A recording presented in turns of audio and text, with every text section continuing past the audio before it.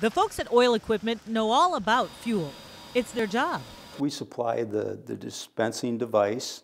We install them, sell them, service them.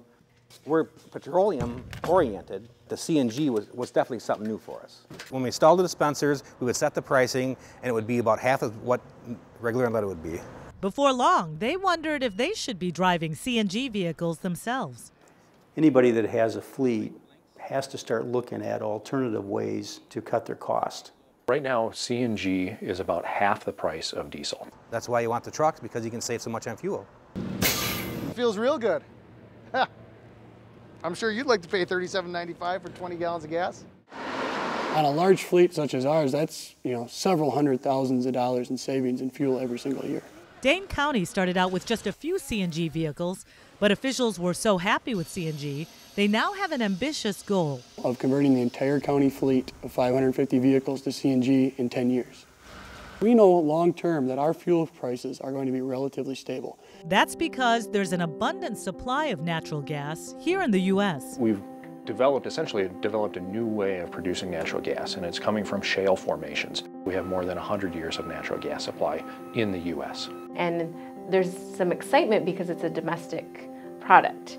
And the vehicles are also cleaner, according to the State Energy Office. You're seeing less pollution going into the air from your vehicle. CNG vehicles have anywhere from 60 to 90% fewer smog-producing pollutants out of the tailpipe than a regular gasoline or diesel vehicle. While businesses like Remy Battery were intrigued by the benefits, one concern held them back. My number one drawback was range anxiety. Where can we buy the fuel for our vehicles? There's not stations that have CNG on every corner like there are gasoline and diesel. The hang-up with natural gas is chicken or the egg. Nobody wants to build fueling stations until there's vehicles, and nobody wants to buy vehicles if there's no fueling stations. I think we're starting to get over that hump. All around the state, more CNG fueling stations are going in. Wisconsin is definitely a leader. We've been able, over the last 2 years, to significantly increase the number of natural gas stations.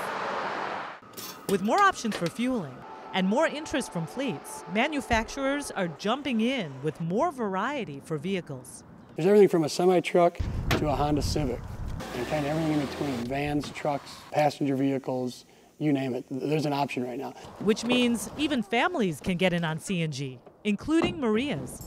I'm excited to say that we're, a family that has adopted natural gas.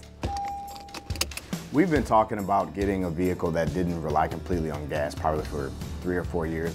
And I started researching it, and it just kind of made sense. Even though CNG vehicles cost more up front, the Redmonds decided it would be worth it for them. Over time, we're going to be saving a lot of money. We keep vehicles until they stop working. Every time we fuel up, every time we go out of town, it pays us back every time. There's a finite amount of oil, and there's a lot of demand for it. So whether it's in the next 2 years or the next 20 years, the cost of gasoline and diesel is going to go up significantly. There's no other way around it. CNG makes sense. Now's the time. Come on! It starts with a few people adopting the technology, then other people see it and they say, I want to try it. I'm really proud of the fact that people come up and ask and they want to know more about it. I like being innovative. I feel like being on the cutting edge is kind of fun.